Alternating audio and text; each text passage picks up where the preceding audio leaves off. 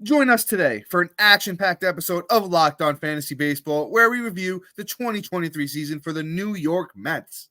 You are Locked On Fantasy Baseball, your daily fantasy baseball podcast. Part of the Locked On Podcast Network, your team every day.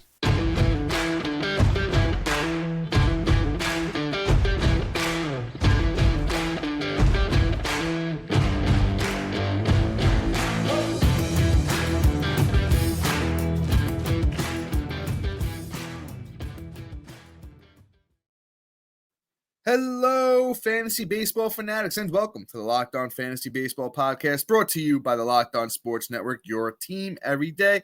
As always, we're your number one source of fantasy baseball knowledge, and thank you for making us your first listen each and every day. I'm your host, Dominic Martino. You can find me on Twitter at DomMartinoFB. Here, as always, with my brother, my co-host, my partner in crime, Matthew Ane, and you can find him on Twitter at Matthew_Ane. If you're listening on a platform like Apple or Spotify, we would truly appreciate it. You know, this time of year, it's kind of tough for us with everyone transitioning to football. So if you're here, locked on with us, leave us a little 5-star rating and review on Apple or Spotify. And guess what? Even a little perk for you if you do that. You could take a screenshot of it and send it to us at fantasymds@gmail.com or send it to us on Twitter, Instagram, whatever is easiest for you. And you will get a chance to join our coveted listener league for next season.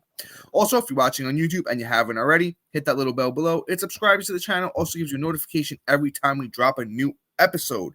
And guys, real quick, got to talk to you about one of today's sponsors. It's Jace Medical. Today's episode is brought to you by Jace Medical. Empower yourself when you purchase a Jace case, providing you with a personal supply of 5 antibiotics that treat 50+ infections. Get yours today at jacemedical.com. Once again, that's JASE medical.com.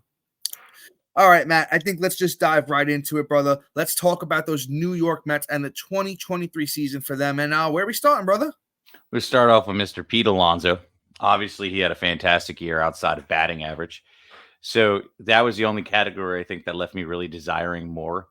You look at it and you just say, okay, a 217 batting average versus his career, 271, 262, and 260. I think he honestly is probably an average of a 260, 265 guy.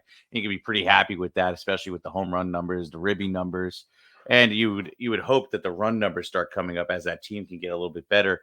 This year, I just think it was an atrocious year for them. A lot of, injuries, a lot of high expectations, and a lot of disappointment from Met fans, from baseball fans in general. And unfortunately, that just, it is what it is with that. But Pete Alonso still performed outside of that one category. So I still got to say, the kid's an elite first baseman, top 3 first baseman. I'm just hoping that batting average returns, which I don't see any reason why it won't. If anything, he'll probably have a little bit more of an incentive to try harder next year as he's trying to, create something special over in New York and actually do something. So I think Pete Alonso is going to be fine next year. I think the Mets season was atrocious and probably the most disappointing season out of them all. Yeah, Matt, spot on with Pete Alonso there. I second everything you just said. He started off really great. April, March, 10 home runs in 27 games. May, 29 games, 10 home runs, 21 RBIs, 25 RBIs through April, March.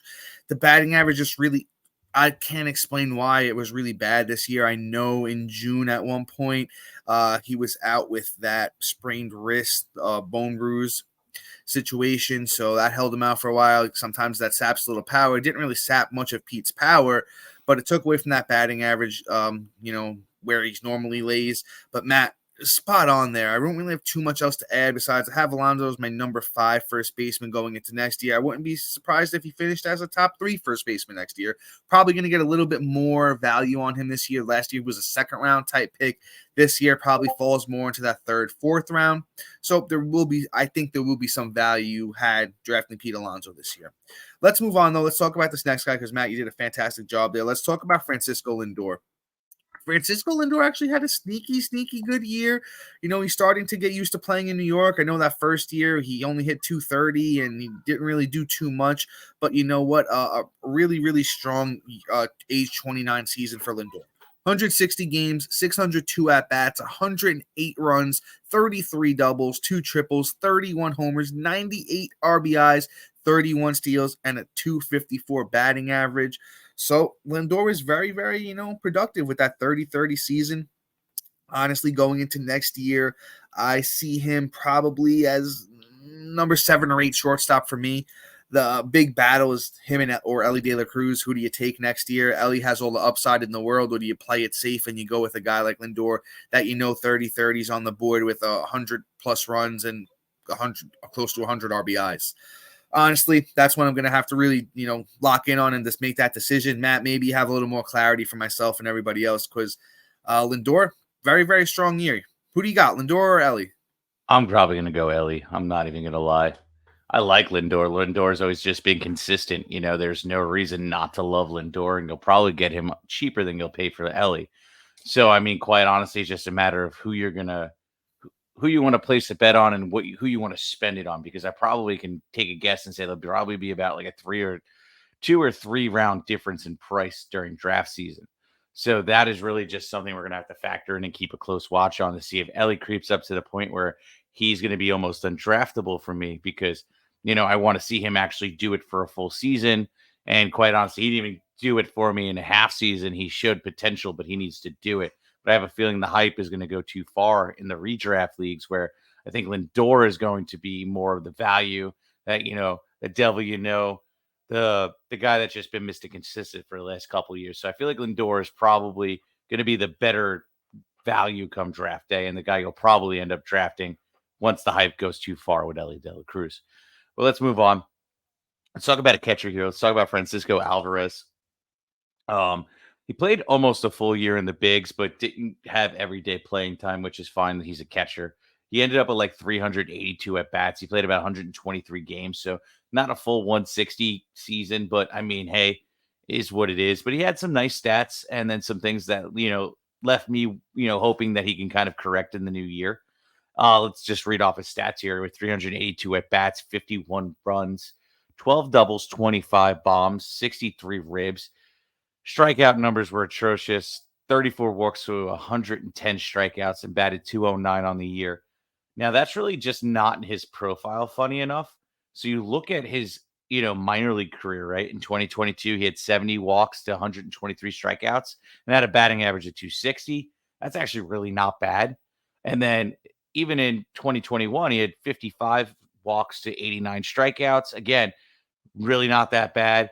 272 batting average. I think he's more of like a 260 to 265 batting average kind of guy. And clearly we could see the home runs are absolutely legit.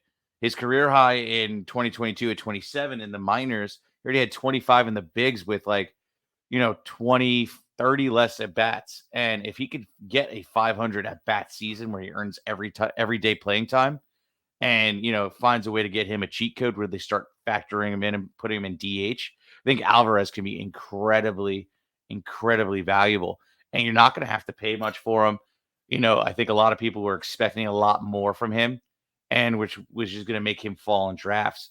I can't wait to see where the ADP is. I have a feeling he'll be outside of the top 100. So you might be able to get him on a nice discount and then have a sneaky little ad, because if he gets his batting average to 260, the home runs, I think, honestly, he has a 40 home run season to him without a doubt. And if he could get the everyday playing time on top of the Mets probably improving and not being this bad, Francisco Alvarez could be seriously valuable going into next year. And he could be somebody we're going to be saying could be a serious sleeper. Matt, real quick, any chance, do you have your rankings handy? I was just curious where you have him at catcher before we take a little break here. If I'm going to take a guess, I probably have him too low. Okay. But let's see real quick, because I did finish them. I will say this. I have him at 14 in my catcher rankings as of right now. Okay. That's not even that bad, honestly. Yeah. Okay. I don't have him too low at all. I have him at 8. Oh, okay. All right, so maybe when I do my Alvarez rant, we'll go back and forth a little bit about him here. But real quick, guys, before we move on and do that Alvarez rant, we talk about Starling Marte and the rest of these Mets and Kodai Senga and even maybe a little bit of Edwin Diaz talk. I need to talk to you about one of today's sponsors. Everyone should be empowered to care for themselves and their loved ones during the unexpected. That's why Jace Medicals offers the Jace Case. The Jace Case provides 5 life-saving antibiotics for emergency use and gives you a peace of mind so that you're not just hoping you have access to the medication in an emergency, that you actually do have it. Jace Medical makes sure you have the medication in hand right when you need it. Jace Medical is simple. They handle everything from the online evaluation to licensed pharmacy, medication delivery, and ongoing consultation and care. Don't get caught unprepared. Save more than $360 by getting these life-saving antibiotics with Jace Medical, plus an additional $20 off by using the code LOCKEDON at checkout on jacemedical.com. Once again, that's JASE medical.com and use that promo code LOCKEDON for $20 off. All right, guys, let's hop back in here. You know, I know I love it. I think most of you love it too. Well, anyway, whoever's listening, let's do a little bit of a rankings debate here. Matt and I got a little bit of a difference here on Alvarez. I think I know where we differ. I don't foresee Alvarez being that 260 type bat. I think he's going to be a more 230, 240 guy where he has those months where he's absolutely phenomenal. And I'm looking at his splits from last year when you go month by month. When he finally came up in April, March, 194 batting average, 10 games. Okay. No, 12 games, sorry. 1 home run. May, the guy got red hot. Alvarez in May, 22 games, 7 homers, 17 RBIs, 292 batting average. What did he do in June? 24 games, 4 home runs, 7 RBIs, 151 batting average. Goes back to July. 20 games, 8 homers, 16 RBIs, 275 batting average. And then he kind of struggled to the finish line. August and September really didn't do much. In August, 23 games, a 139 batting average, 1 homer, 5 RBIs. And then September, October, 200 batting average, 22 games, 4 homers, 16 RBIs. So do I think the power is absolutely legit? Of course. As Matt said, 35 home run season, not out of the question. It's just the batting average leaves a bit to be desired in my eyes. What he hit on the season, 209. So I don't really think Alvarez is going to bring the batting average to the table. I think he's going to be more of a power guy. So I think that's where we differ. I think that's why I got him a little bit lower. Matt, I don't know if you want to hop back in and talk a little more Alvarez or you want to keep things pushing. Yeah, I do actually. So of course, let's go for it. One thing I'm going to say is when a rookie doesn't play every day, I feel like that's what kind of doesn't allow them to get streaky. I mean, they'll keep the streak going or figure it out. I think that was something that left desirable. That's why I kept talking about everyday play. If he starts getting that everyday play, I feel like he'll be able to work himself out of it faster versus playing every 2-3 days. And the second he starts heating up and he figured it out, which took longer than a month, now maybe it's only 2 weeks and he can get it up to that 265 and be more valuable and get on base and do his thing. Like, I think Alvarez has the opportunity to be better. That's why he's at 8, because let me ask you, William Contreras or Francisco Alvarez? William Contreras. I think William Contreras finished the season as number 1 catcher. Okay. Gabriel Moreno.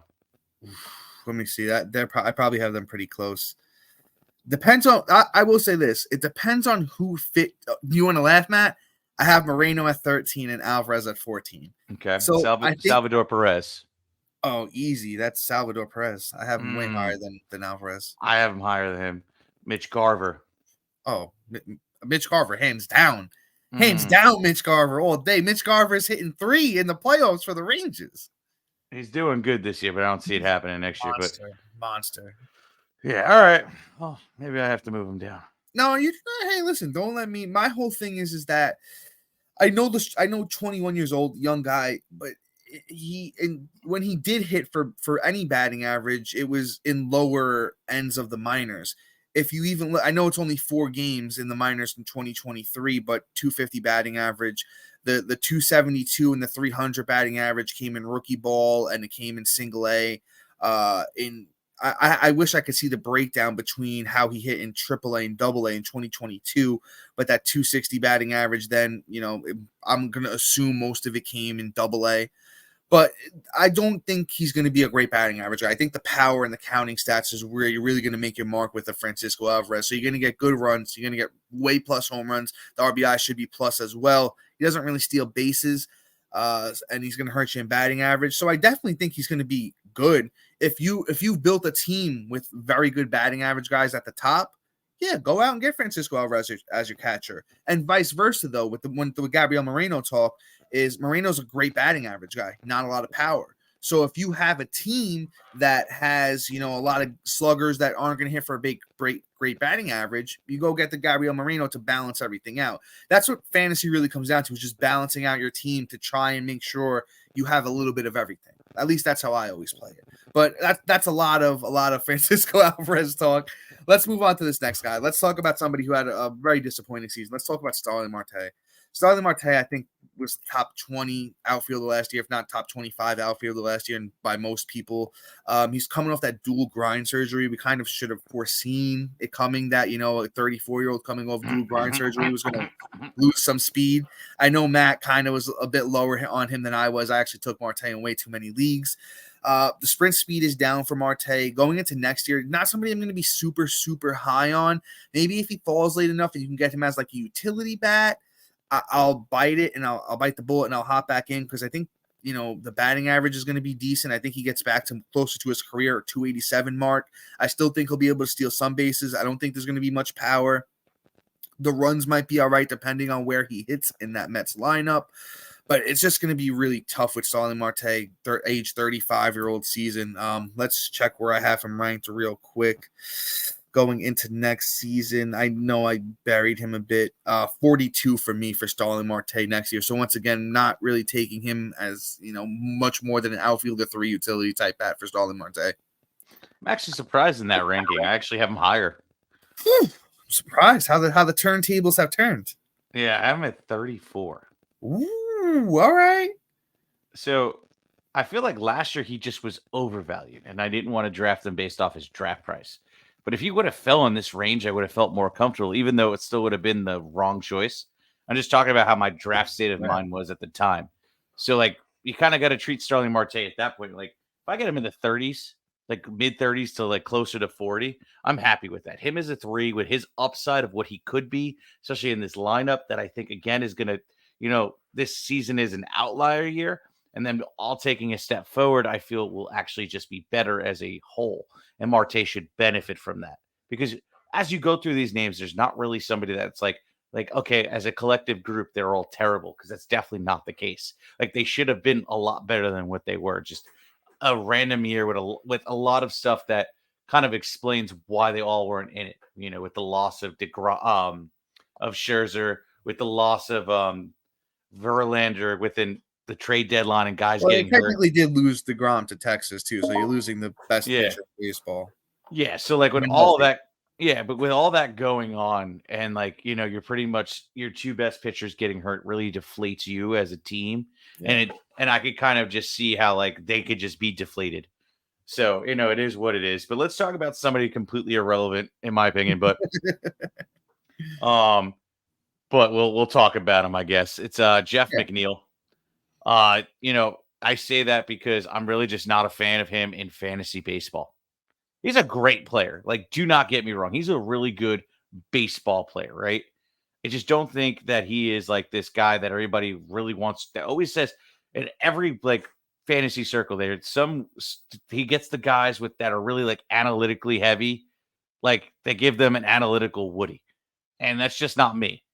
Jeff McNeil just is all reliable. He's 31 years old. He had 585 at bats, plays a full season. Good.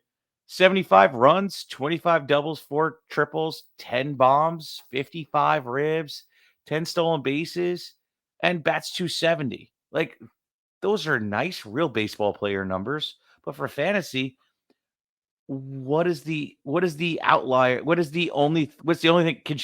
Spit out the only category that you're really getting benefit from, and that's batting average. It's not even it's completely elite at 300. It was 270 last year. 55 ribbies, 10 stolen bases are okay, and 10 home runs, whatever. If you play in a doubles league in points, he's definitely more valuable. He gets a bump up. But for roto and category leagues, you're not looking at Jeff McNeil. Points, I'll take it back. He actually has some value. All those stats are way more valuable than non.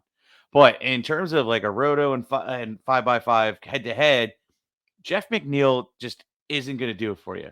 In my opinion, he's completely fantasy irrelevant unless he's point leagues. So Jeff McNeil is that. And before I pass it on to Dom and he can give his take and all that wonderful stuff, we have a sponsor for you.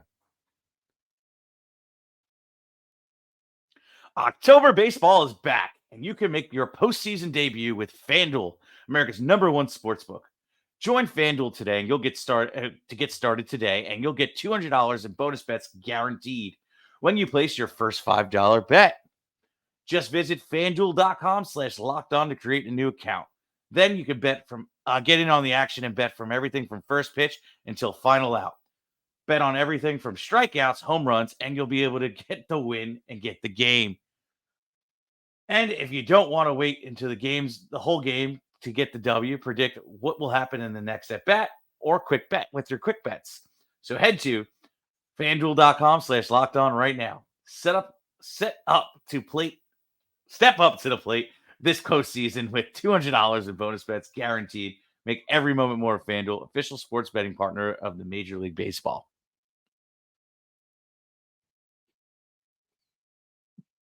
That was, I think, hands down my worst one. But hey, whatever. Nah, I don't know if it was your worst one, but it's damn near up there. Yeah, it was all right. I'll get it on the second go around today. But anyway, all right, Dom, go for it. Yeah, Matt, you were spot on with Jeff McNeil. Honestly, I really don't have a lot to add. Not really a roto guy, as Matt said. He's more of a points league type of bet. Matt and I's rankings are geared towards head-to-head roto, head-to-head categories leagues. I have McNeil at 91 at outfield going into next season, so I don't really see a lot of upside there. Maybe in your deep 12s, 15s, NL onlys, that type of situation, you could look at Jeff McNeil, but I just don't think there's a lot there. Let's move on to somebody who I actually like, who's actually had a sneaky good season. Let's talk about Brandon Nimmo. Brandon Nimmo, like I said, just good. I remember somebody was asking us about Brandon Nimmo going into the season. I was just like, yeah, he's solid player, right? And look at these numbers. Age 30 season for Nimmo. 152 games, 592 at-bats, 89 runs, 30 doubles, 6 triples, 24 homers, 68 RBIs, 3 steals, 274 batting average. Just a very run-of-the-mill utility bat type of guy that you can kind of just count on for solid production. I have him, I think, fairly high in my outfielder rankings going into next year. 51. Not too low, not too high, just right. Once again, you get a guy like this at your utility, just kind of sneaky, consistent production all year long. He's not going to blow you away, but he's not going to kill you either. Especially, once again, another points league guy where you're talking about 30 doubles and 6 triples. And, the strikeout to walk ratio is not going to kill you at 74 walks to 146 strikeouts. That's not atrocious. No, not at all. I mean, Nimmo isn't somebody I'm running out to get, but yeah. You know what? Like, you'll probably be able to get him in the later rounds. And, you could kind of get him as a nice little guy that comes in on your off days. Yeah. Unless they're not aligning with your team and then you're SOL and he's pretty much dropped. But is what it is. But let's move on. Let's talk about somebody that I think is, not living up to the hype. And that's Brett Beatty. You know what? I look at him and I see a lot of issues. My guy had an atrocious strikeout to walk ratio of 29 walks to 109 strikeouts, which honestly, if you look at his career, walk to strikeouts, it's actually usually about 50%. It's or damn near close. So I look at it and I go, hi, Maggie, my daughter's trying to get on the podcast. I look at it and I go, okay, what's going on here? Hey, is it the rookie blues? Is it, just the growing pains of trying to deal with major league pitching? But it doesn't look like Beatty even adjusted at all at 380 some odd at bats this year. 353, I apologize. And it gives me a lot of worry because usually you at least see like a month or two of them figuring it out or they come up hot like Ellie De La Cruz and then trying to readjust and come down. But it was neither. It was just like stagnant for me with Beatty. So like, I don't know if he's actually going to translate. So he's somebody that next year, let's just hope that the hype isn't going to go too far and get him in a place where it's unreasonable. I'd be willing to draft him with my last 3 picks and kind of see what his first 2 weeks of baseball look like next year, unless spring training is just so outrageous that he's really about to just show out.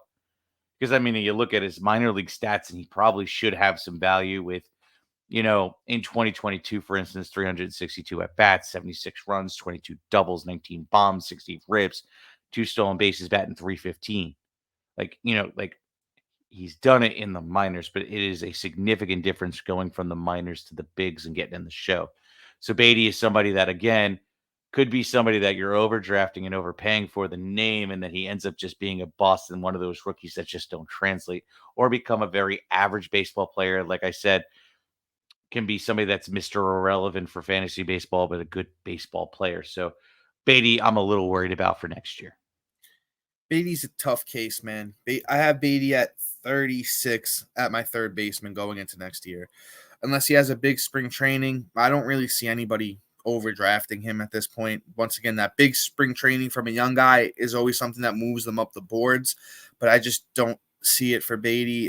It's tough rookie year. The upside is still there. He was always a great hitter in the minors, always hit for average, always hit for power, but you got to see that adjustment in the bigs. You got to come up and you got to adjust to that big league pitching. He didn't do it at the end of last year. He didn't do it at the end of this year or at all this year, and it's just a tough call here with Beatty. Just probably maybe a dart throw at the end of your NL onlys, or a 12, 15 man type league.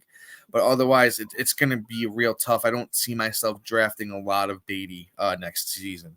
Let's talk about a bright spot. Let's talk about Kodai Senga. Kodai Senga he struggled a little bit at the beginning, but man, did he finish the year strong, and these numbers look great. 12 wins, 7 losses for Senga, 2.98 ERA, 29 starts, 166 innings, 202 strikeouts, and a 1.22 whip.